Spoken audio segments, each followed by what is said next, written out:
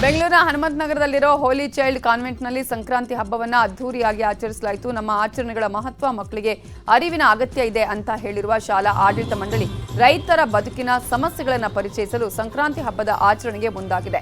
ಹಳ್ಳಿ ಸೊಗಡಿನ ಸಂಕ್ರಾಂತಿ ಸಂಭ್ರಮ ನಡೆದಿದ್ದು ಶಾಲೆಯಲ್ಲಿ ಬಣ್ಣ ಬಣ್ಣದ ರಂಗೋಲಿ, ಕಬ್ಬಿನ ಚಪ್ಪರ, ದವಸ ಧಾನ್ಯಗಳ ರಾಶಿಗೆ ಪೂಜೆ ಮಾಡಲಾಯಿತು.